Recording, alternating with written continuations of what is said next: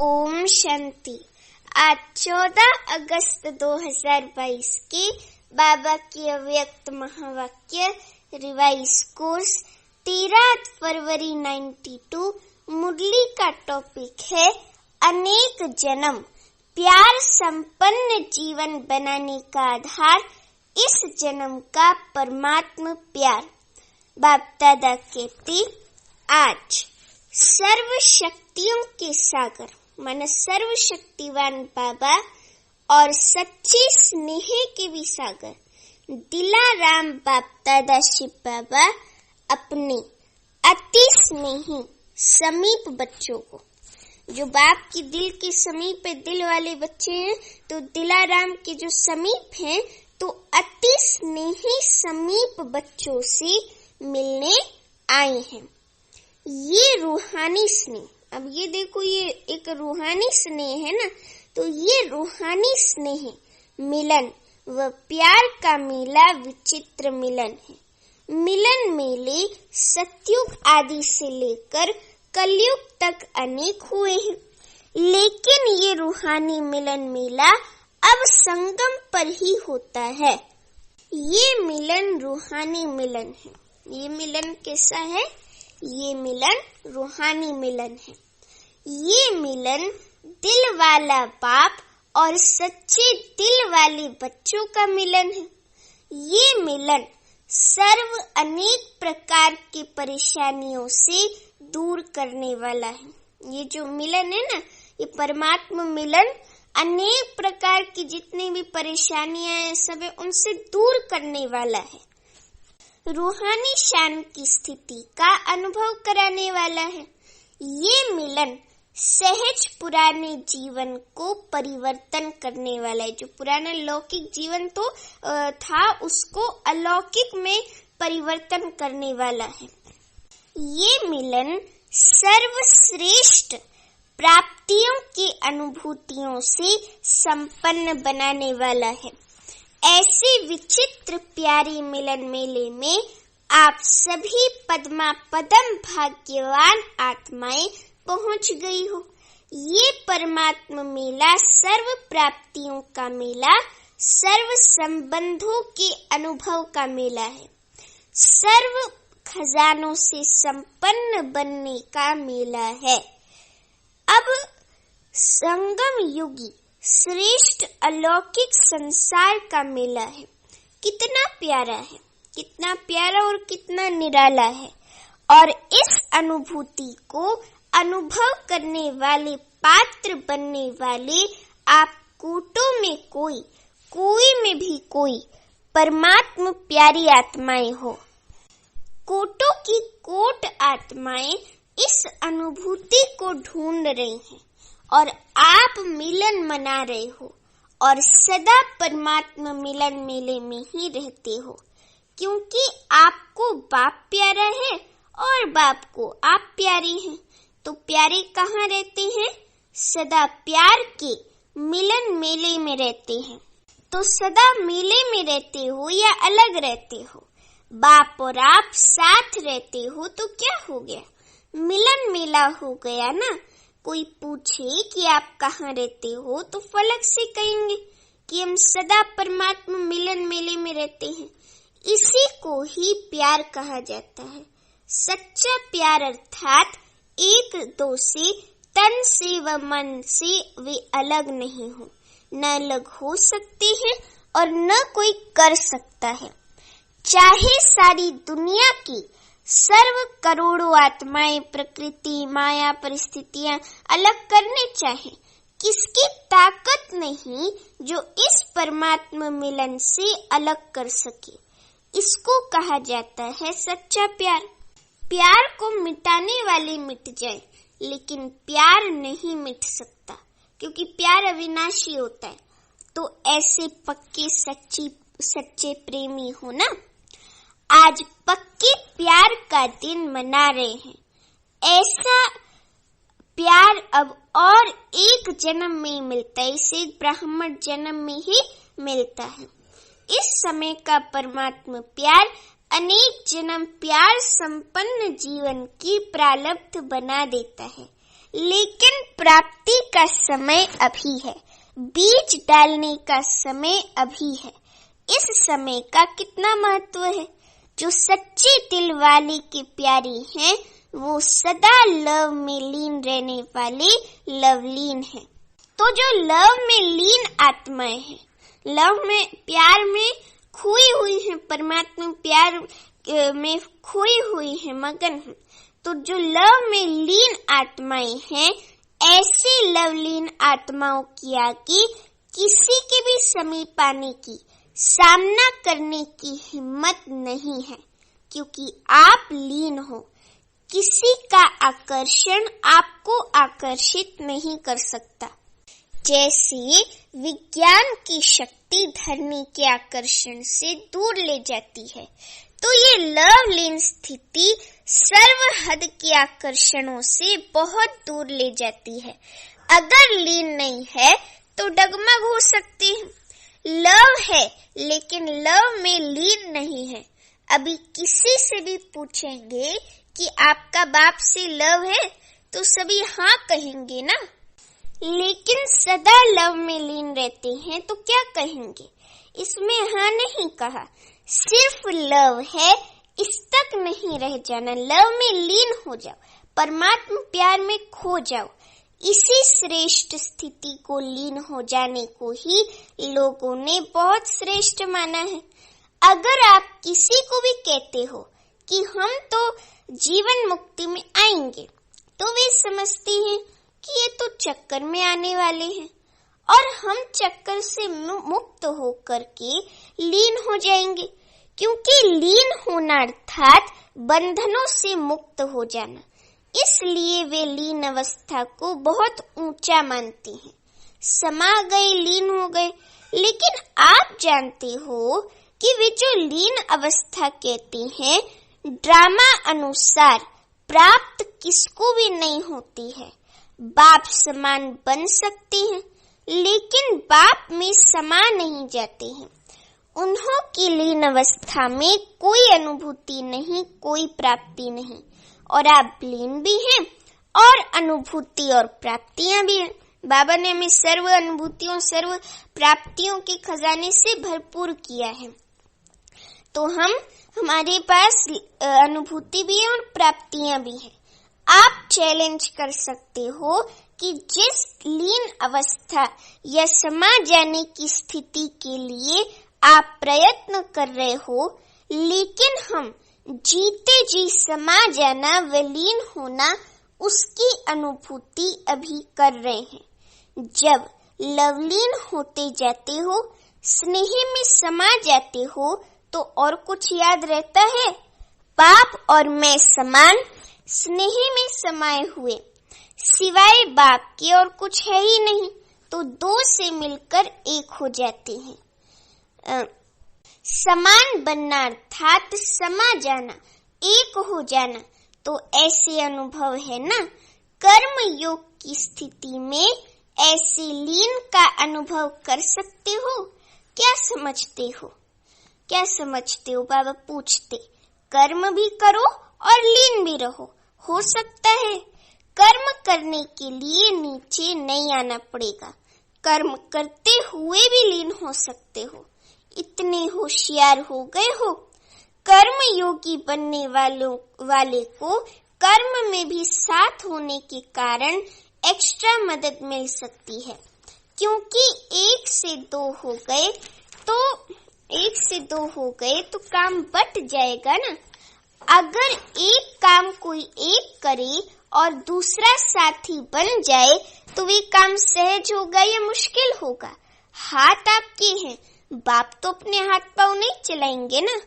हाथ आपके हैं, लेकिन मदद बाप की है, तो डबल फोर्स से काम करना अच्छा होगा ना। काम भल कितना भी मुश्किल हो, लेकिन बाप की मदद है ही। सदा उमंग, उत्साह, हिम्मत, अथकपन की शक्ति देने वाली। जिस कार्य में उमंग, उत्साह व अथकपन होता है, वे काम सफल होगा ना। तो बाप हाथों से काम नहीं करते, लेकिन ये मदद देने का काम करते हैं। तो कर्मयोगी जीवन अर्थात डबल फोर्स से कार्य करने की जीवन। आप और बाप, प्यार में कोई मुश्किल व थकावट फील नहीं होती। प्यार अर्थात सब कुछ भूल जाना, कैसे होगा, क्या होगा, ठीक होगा व नहीं होगा, ये सब चिंताएं, सब फिक्र भूल जाना। हुआ ही पड़ा है। जहाँ परमात्मा हिम्मत है, कोई आत्मा की हिम्मत नहीं है। तो जहाँ परमात्मा हिम्मत है, मदद है, वहाँ निमित्त बनी आत्मा में हिम्मत आ ही जाती है। और ऐसे साथ का अनुभव करने वाली, मदद के अनुभव करने वाली के सदा संकल्प क्या रहते हैं? नथिंग न्यू, विजय हुई पड़ी है, सफलता तो है ही है। ये है सच्चे प्रेम की अनुभूति। जब हद के आशिक ये अनुभव करते हैं कि जहाँ है वहाँ तू ही तू है, वे सर्वशक्तिवान नहीं है। लेकिन शिव बाबा सर्वशक्तिवान है, साकार शरीरधारी नहीं है। अब बाबा कहते साकार शरीरधारी नहीं है, लेकिन जब चाहे, जहाँ चाहे, सेकंड में पहुँच सकते हैं। ऐसे नहीं समझो कि कर्मयोगी जीवन में लवलीन अवस्था नहीं हो सकती, होती है। साथ का अनुभव अर्थात लव का प्रैक्टिकल सबूत साथ है। तो सहज योगी सदा के योगी हो गए ना। लवर अर्थात सदा सहज योगी। इसलिए डायरेक्शन भी दिया है ना कि ये तपस्या वर्ष तो प्राइज लेने के समीप आ रहा है, लेकिन समाप्त नहीं हो रहा है। इसमें अभ्यास के लिए, प्रैक्टिस के लिए सेवा को हल्का किया और तपस्या को ज्यादा महत्व दिया। इसमें अभ्यास के बाद प्रैक्टिस के लिए सेवा को हल्का किया और तपस्या को ज्यादा महत्व दिया। लेकिन इस तपस्या वर्ष की संपन्न होने के बाद प्राइज तो ले लेना, लेकिन आगे जो कर्म और योग, सेवा और योग, जो भी बैलेंस की स्थिति बताई हुई है, बैलेंस का अर्थ ही समानता, याद, तपस्या और सेवा, ये समानता हो, शक्ति और स्नेह में समानता हो, प्यारे और न्यारेपन में समानता हो, कर्म करते हुए और कर्म से न्यारा हो, अलग बैठने में स्थिति की समानता हो। जो इस समानता के बैलेंस की कला में नंबर जीतेगा वो महान होगा। तो दोनों कर सकते हो कि नहीं, सर्विस शुरू करेंगे तो ऊपर से नीचे आ जाएंगे। ये वर्ष तो पक्के हो गए हो ना, अभी बैलेंस रख सकते हो या नहीं? सर्विस में खिटखिट होती है, इसमें भी पास तो होना है ना।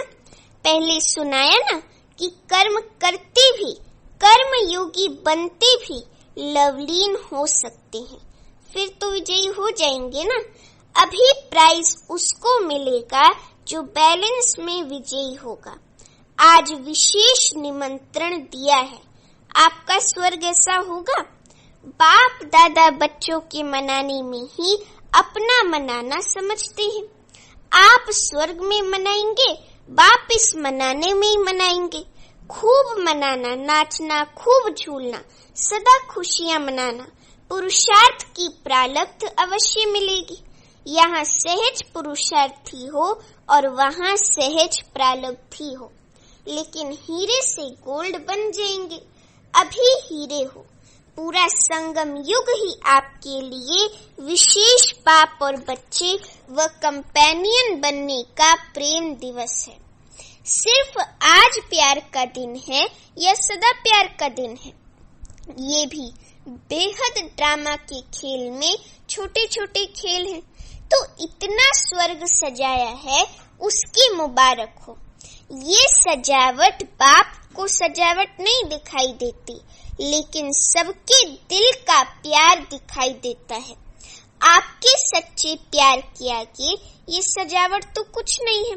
बाप दादा प्यार को देख रहे हैं, वैसे जिसको निमंत्रण देते हैं तो निमंत्रण में आने वाला बोलता नहीं है, निमंत्रण देने वाले बोलते हैं कि आप हमारे घर में आइएगा इस त्योहार पे ये वो, और जिनको निमंत्रण देते हैं वो केवल इतना बोलते हैं, ठीक है हम आएंगे, पर ज्यादा कुछ नहीं बोलते। तो निमंत्रण देने वाले बोलते हैं, लेने वाले नहीं बोलते हैं। बच्चों का इतना प्यार है जो बाप के सिवाय समझते हैं कि कुछ अंतर पड़ जाता है। इसीलिए दिल का प्यार प्रत्यक्ष करने के लिए आज ये खेल रचा है। अच्छा, सर्व सदा स्नेह में समाई हुई आत्माओं को सदा स्नेह में साथ अनुभव करने वाली आत्माओं को सदा एक बाप दूसरा न कोई, ऐसी समीप समान आत्माओं को संगम युग के श्रेष्ठ प्रारब्ध स्वर्ग के अधिकारी आत्माओं को सदा कर्मयोगी जीवन की श्रेष्ठ कला के अनुभव करने वाली विशेष आत्माओं को सदा सर्व हद के आकर्षण से मुक्त लवलीन आत्माओं को बाप का सर्व संबंधों के स्नेह संपन्न या प्यार और नमस्ते। अभी हम रूहानी बच्चों की रूहानी माता पिता बाप दादा को याद प्यार गुड मॉर्निंग और नमस्ते। अभी बाप दादा की मुलाकात महारथी दादियों तथा मुख्य भाइयों से। बाबा कहते जो निमित्त हैं उनको सदा सहज याद रहती है। आप सबका भी निमित्त बनी आत्माओं से विशेष प्यार है ना, इसलिए आप सब समाये हुए हो। निमित्त बनी हुई आत्माओं का ड्रामा में पार्ट नोंधा हुआ है। शक्तियां भी निमित्त हैं, पांडव भी निमित्त हैं। ड्रामा ने शक्तियों और पांडवों को साथ साथ निमित्त बनाया है, तो निमित्त बनने की विशेष गिफ्ट है। निमित्त का पाठ सदा न्यारा और प्यारा बनाता है। अगर निमित्त भाव का अभ्यास स्वतः और सहज है तो सदा स्व की प्रगति और सर्व की प्रगति उनके हर कदम में समाई हुई है। उन आत्माओं का कदम धरनी पर नहीं लेकिन स्टेज पर है। चारों ओर की आत्माएं स्टेज को स्वतः ही देखती हैं। बेहद की विश्व की स्टेज है और सहज पुरुषार्थ की भी श्रेष्ठ स्टेज है। दोनों स्टेज ऊंची हैं। निमित्त बनी हुई आत्माओं को सदा ये स्मृति स्वरूप रहता है कि विश्व के आगे एक बाप समान का एग्जाम्पल है। ऐसे निमित्त आत्माएं हो ना, स्थापना की आदि से अब तक निमित्त बने हैं और सदैव रहेंगे। ऐसे है ना, ये भी एक्स्ट्रा लक है। और लक दिल का लव स्वतः बढ़ाता है, माना दिल का स्नेह स्वतः बढ़ाता है बाबा के प्रति। अच्छा है, निमित्त बनकर प्लान बना रहे हो, बाप दादा के पास तो पहुंचता है। प्रैक्टिकल में स्वयं शक्तिशाली बन औरों में भी शक्ति भरते प्रत्यक्षता को समीप लाते चलो। अब मेजॉरिटी आत्माएं इस दुनिया को देख देख थक गई हैं, नवीनता चाहती हैं। नवीनता की अनुभव अभी करा सकते हो। जो किया बहुत अच्छा, प्रैक्टिकल में भी बहुत अच्छा होना ही है। देश विदेश ने प्लान अच्छे बनाए हैं। ब्रह्मा बाप को प्रत्यक्ष किया, अर्थात बाप दादा को साथ साथ प्रत्यक्ष किया, क्योंकि ब्रह्मा बना ही तब जब बाप ने बनाया, तो बाप में दादा, दादा में बाप समाया हुआ है। ऐसे ब्रह्मा को फॉलो करना अर्थात लवलीन आत्मा बनना। ऐसे है ना। अच्छा, अभी अव्यक्त बाप दादा की पार्टियों से मुलाकात। सभी के दिल की बातें दिलाराम के पास बहुत तीव्र गति से पहुंच जाती, क्योंकि संकल्प सबसे तीव्र होता है, तीव्र उड़ान भरता है।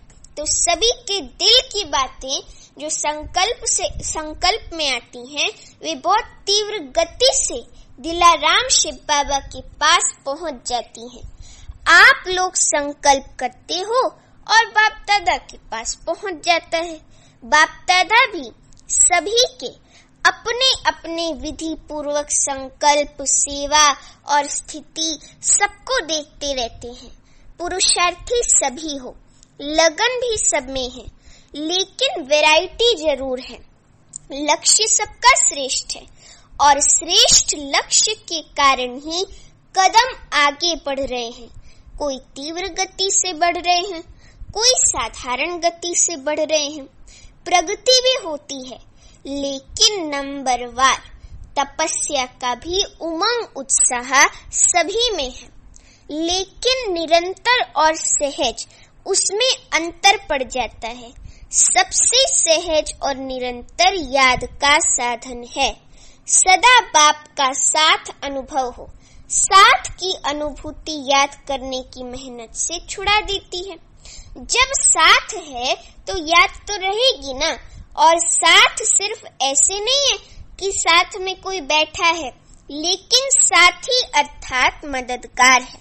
साथ वाला अपने काम में बिजी होने से भूल भी सकता है, लेकिन साथी नहीं भूलता। तो हर कर्म में बाप का साथ साथी रूप में है। साथ देने वाला कभी नहीं भूलता है। साथ है, साथी है, और ऐसा साथी है जो कर्म को सहज कर्म कराने वाला है। वे कैसे भूल सकता है? साधारण रीति से भी अगर कोई भी कार्य में कोई सहयोग देता है तो उसके लिए बार बार दिल में शुक्रिया गाया जाता है। और बाप तो साथी बन मुश्किल को सहज करने वाले हैं।